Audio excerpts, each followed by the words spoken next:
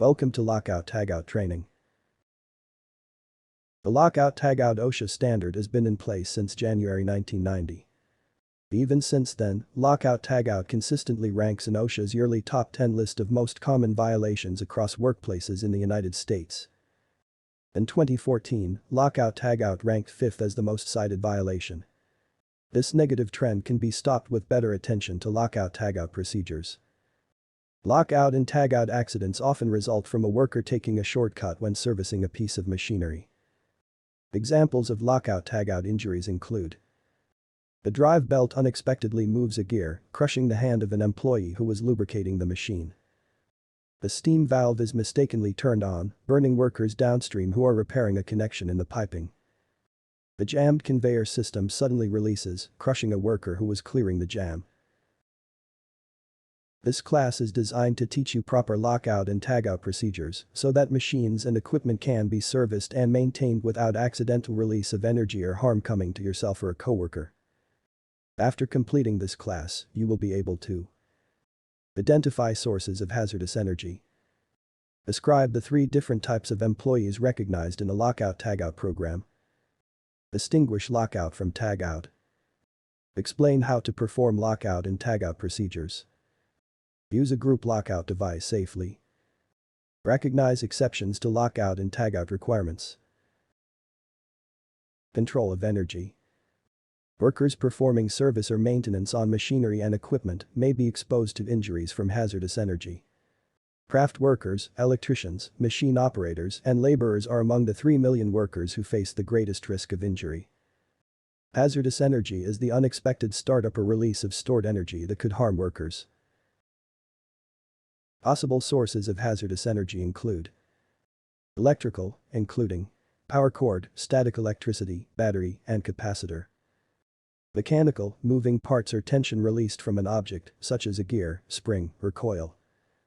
Hydraulic, pressurized liquid devices, such as car lifts, power presses, and injection molding. Pneumatic, pressurized air devices, such as spraying devices, power washers, and air nail guns. Chemical, resulting from a chemical reaction, possibly producing heat, fire, explosion, or pressure. Thermal, including steam, cryogenic, and radiation. Gravity, suspended or elevated objects that may fall.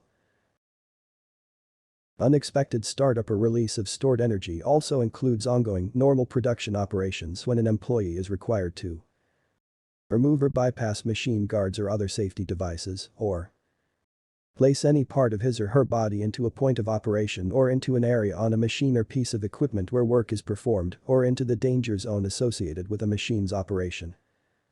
In this image, the valves show that the container is still pressurized, so performing maintenance work would be unsafe. Accidents happen when there is failure to control hazardous energy. These unnecessary shortcuts account for nearly 10% of serious accidents in many industries. Proper lockout tagout, or Loto, practices and procedures safeguard workers from the release of hazardous energy. Lockout tagout is regulated by OSHA under the Control of Hazardous Energy Standard. It's also commonly referred to as the Lockout Tagout Standard.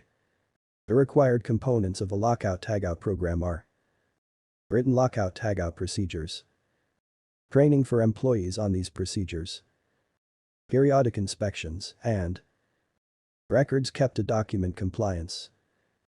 OSHA's lockout tagout standard outlines minimum performance requirements to prevent injury and death from the unexpected energization, startup, or release of hazardous energy during service or maintenance of machines and equipment. OSHA regulations. OSHA requires specific and unique lockout tagout procedures for each machine, from the most complex multi-operation machine to the simplest machine in the facility. Any machine that has the potential to release hazardous energy must be addressed in the company's lockout tagout program. Flow of energy to a machine is controlled through an energy isolating device. These devices include manually operated electric circuit breakers, disconnect switches, manually operated line valves, and machine blocks. Some machines have multiple sources of energy. As a result, a lock or tag must be applied to each energy isolating device to safeguard a machine during Loto. Some devices such as emergency stops, push buttons, toggle switches, dials, and interlock barrier guards can manage energy flow, but they don't protect you against unexpected release of energy. So, for lockout-tagout, these types of control devices are not considered energy isolating devices. Who is involved? Authorized employees. In any lockout or tagout procedure, there are 3 possible roles. And you play one of the roles each time. Authorized employees are those individuals responsible for initiating the lockout or tagout process. The authorized employee is the one who physically applies the lock or tag. Examples of typical authorized employees include mechanics and maintenance technicians who do the hands-on work of installing, repairing, or calibrating machinery. To be an authorized employee, you must be fully trained on your company's lockout-tagout procedures and be able to recognize all potentially hazardous energy sources. The employer must supply the locks and tags to each authorized employee, and the authorized employee is the only person who may apply a lockout or tagout device. All lockout or tagout devices must clearly identify the name of the authorized employee who applied the device. For their own safety, as well as the safety of their coworkers, it's critical that authorized employees follow all of the company's written lockout-tagout practices. Affected employees. Affected employees are those who normally operate the machine that's being serviced, or those who work in an area where lockout-tagout is performed. In other words, the lockout-tagout process is affecting that person's regular workflow. Affected employees may not help an authorized employee during service work and are not allowed to service or adjust the machines that they operate. If an affected employee removes a lock or tag or attempts to restart or use that machine, then the results could be disastrous for the authorized employee. So, all affected employees must be trained in the purpose and use of the company's hazardous energy control procedures. If you're an affected employee who needs to perform maintenance or adjustments on your machine, then you must first become an authorized employee, which requires additional company training and equipment. Other employees. Other employees are those individuals who may have access to a production area, yet usually work away from the machine operation. When you fit the other employee designation, you must understand and recognize your company's lockout-tagout procedures and never attempt to energize or restart any locked or tagged machine or piece of equipment. In summary, in every lockout or tagout procedure at your workplace, you will be one of the 3 types of workers: authorized, affected, or other employee. Did you know that employees must undergo initial training on lockout-tagout before they're exposed to the dangers of hazardous energy? OSHA also requires that retraining be conducted when there are changes in equipment, job assignment, or procedures, when an audit shows deficiencies with the procedures, and when the employer feels the procedures should be reviewed. Lockout basics. Lockout is defined as the process of physically placing a lock on all energy isolating devices for a machine being serviced to ensure that it cannot be operated. Lockout is always preferred to tagout. OSHA requires that whenever a person might be at risk for injury from unexpected release of hazardous energy, the authorized employee must lock out every energy isolating device on a machine that can be locked out. Lockout exception. The lock must be able to physically hold an energy isolating device in the off or safe position. When an energy isolating device cannot be physically locked out, it must then instead be tagged out to indicate that service work is being done. When to use procedure. Some examples of tasks that need lockout protection include adjusting, calibrating, changing, cleaning, clearing, constructing, inspecting, installing, lubricating, maintaining, modifying, repairing, setting up, servicing, troubleshooting, unjamming. There are 7 required steps in the application of a lockout device. The procedure must be completed in the order shown. 1. Prepare for shutdown. 2. Notify the affected employees. 3. Shut down the machine equipment. 4. Isolate the machine equipment. 5. Apply the lockout-tagout device. 6. Release the stored energy. 7. Verify the isolation. 1. Prepare for shutdown. The authorized employee begins with detailed information about the specific machine or piece of equipment to be serviced.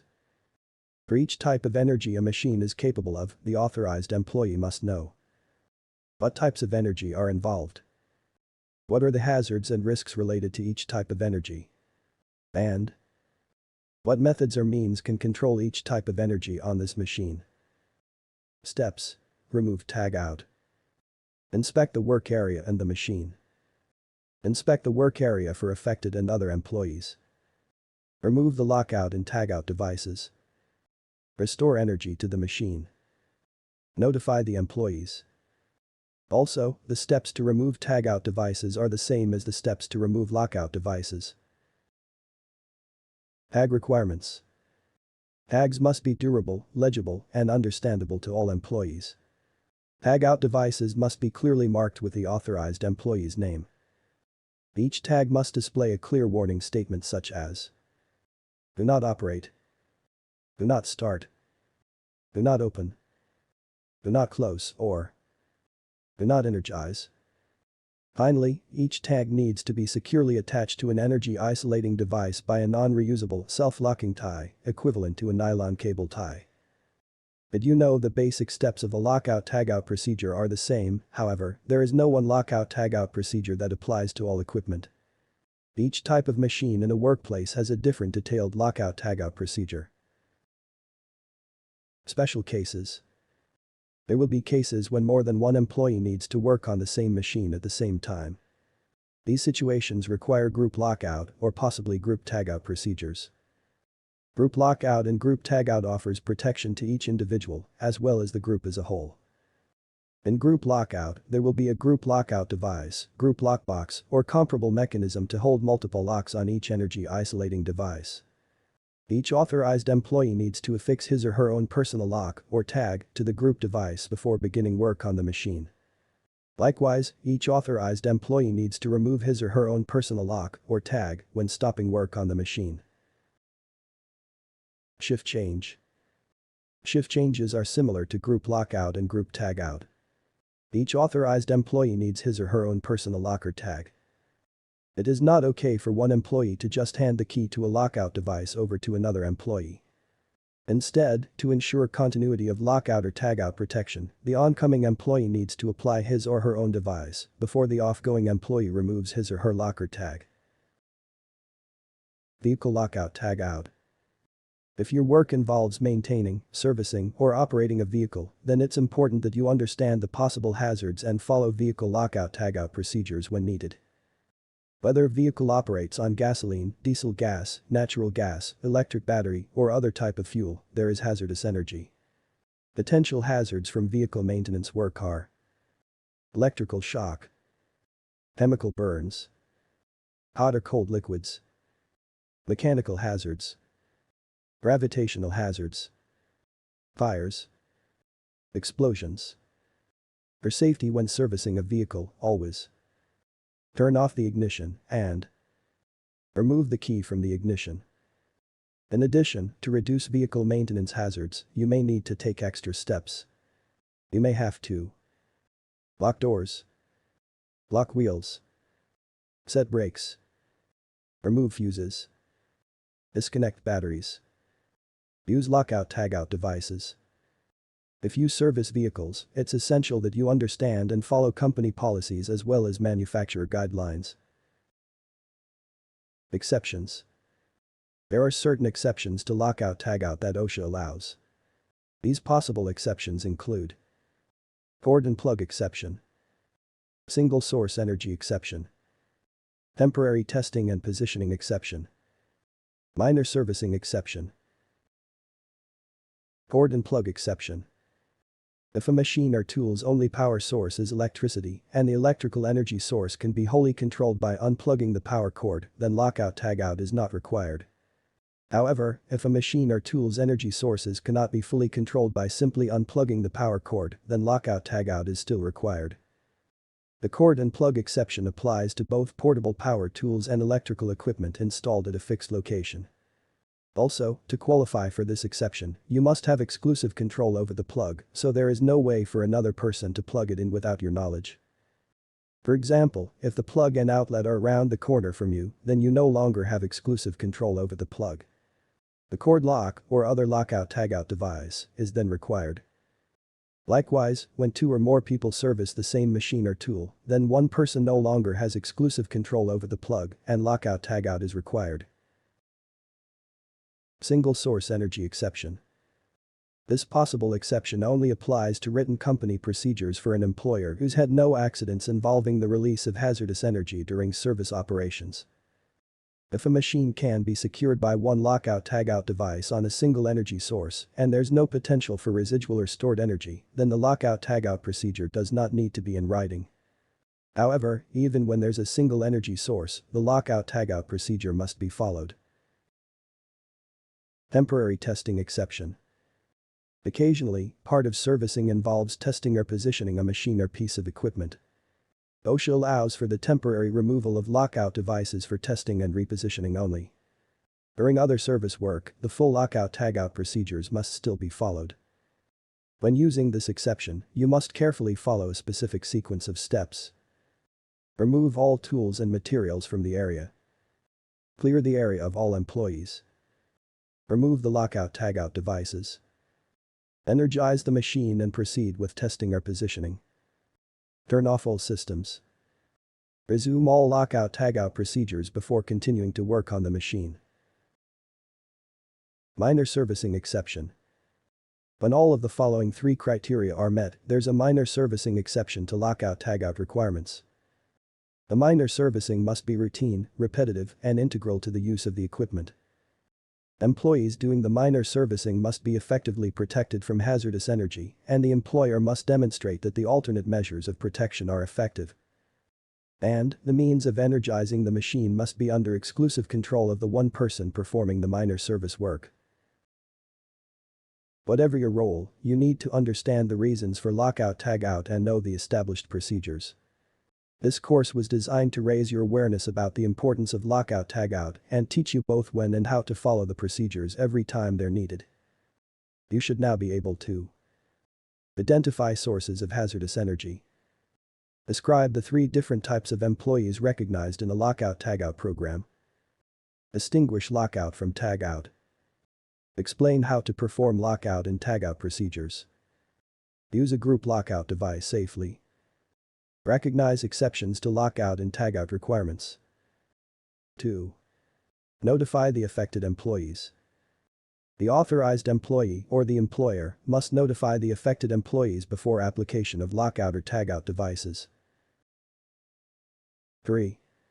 Shut down the machine equipment. The machine can now be turned off or powered down using the normal procedures established for that specific machine. An orderly shutdown must be followed to minimize hazards to employees. 4. Isolate the machine equipment. All energy isolating devices needed to control the equipment must be physically located and put into a safe or off position. 5. Apply the lockout-tagout device. The authorized employee can now physically apply the locks or tags. Each lockout device needs to be affixed so that it holds the energy isolating device in a safe or off position. It is important that the authorized employee keep the key in his or her possession at all times or safeguard it in a special lockbox. Note that if tagout is used, the tags must be applied using a non-reusable self-locking tie as close to the energy isolating device as possible. 6. Release the stored energy. After the lockout and tagout devices are applied, the authorized employee then releases, disconnects, or restrains all potentially hazardous stored or residual energy from each energy source of the machine.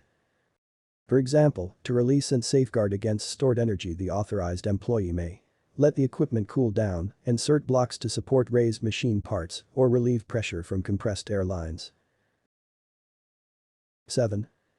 Verify the isolation.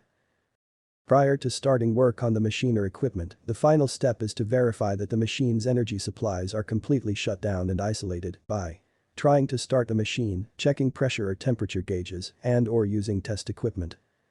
Each energy source must be at a zero energy state. Then, and only then, is it safe for service work to start. Lastly, if there's a possibility that stored energy will build up again during servicing, then the authorized employee must monitor the situation and relieve stored energy as needed until the service work is complete. Steps. Apply lockout. Prepare for shutdown. Notify the affected employees. Shut down the machine equipment. Isolate the machine equipment.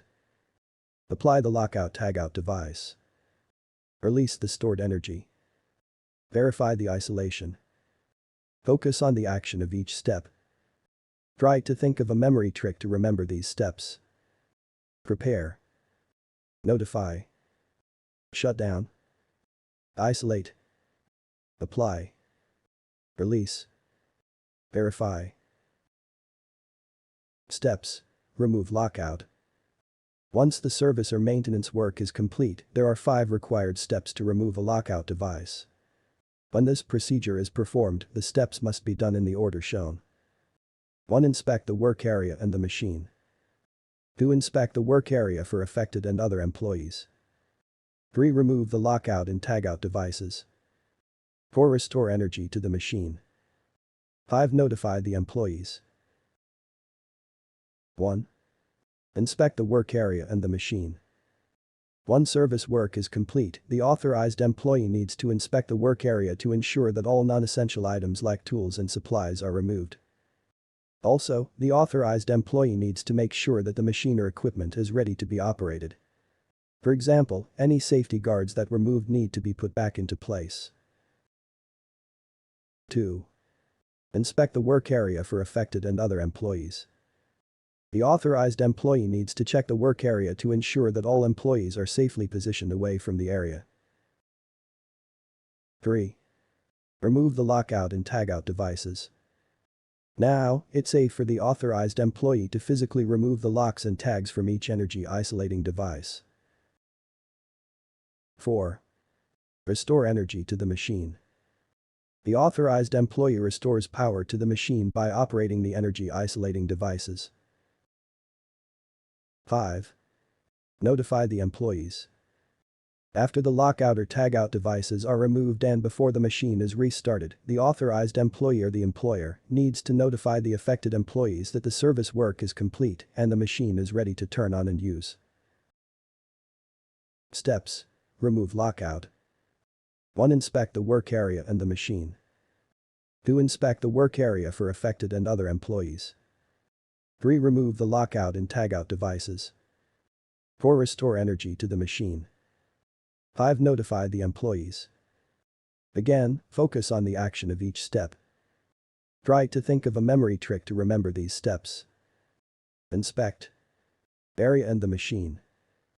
Inspect for employees. Remove. Restore. Notify. Lock requirements. Your employer must provide the locks, tags, and devices used for lockout-tagout procedures. These devices must be exclusive. The issued locks and devices must be used for lockout-tagout only and for no other purposes. Standardized. The issued locks and devices need to be standard and easily identifiable within the facility by at least one of the following criteria: color, shape, and/or size. Durable. The issued locks and devices need to withstand the environment to which they're exposed. Substantial. The issued locks and devices need to be substantial enough to prevent their removal without use of excessive force, such as use of bolt cutters. Identifiable. The issued locks and devices need to clearly identify the name of the authorized employee who applied the device. Lockout with a tag. Lockout is a separate procedure from tagout. While lockout physically applies a lock to an energy isolating device, tagout only hangs a visual tag at that location. As you've learned in this course, lockout is always preferred to tagout because it provides greater safety. However, a durable tag with the name of the authorized employee is sometimes hung in addition to a lock. If a lock itself clearly identifies the authorized employee's name, a tag is not necessary. Know that when an energy isolating device is secured with a lock, it is lockout, even if a tag is also hung there. Tagout basics. Tagout is defined as placing a special tag on an energy-isolating device of equipment or a machine being serviced to indicate that the device must stay in the off or safe position until the tag is removed by the authorized person who applied it. As you've studied, a tag tells others that work is being performed. Remember, however, that a tag does not physically hold an energy-isolating device in the off or safe position, like a lock does. Since tagout is considered less safe than lockout, it may only be used when the lock cannot be applied to stop energization of the device, or your employer can demonstrate that tagout, along with other protective measures, are just as effective as lockout. Examples of additional protective measures include removal of a valve handle, removal of a fuse, or shutting off additional isolating circuits. When you're an authorized employee using tagout, be aware that the tag may create a false sense of security. Be very certain that you notify everyone of the tag and your work. When you're an affected or other employee, never remove or ignore a tag. Your understanding and compliance is critical to another person's safety. Steps. Apply tagout. Prepare for shutdown. Notify the affected employees. Shut down the machine equipment. Isolate the machine equipment. Apply the tagout device. Release the stored energy. Verify the isolation. Similar to lockout, the authorized employee who will perform the service work is the only one who may initiate a tagout process. Steps to apply tagout devices are the same as the steps to apply lockout devices.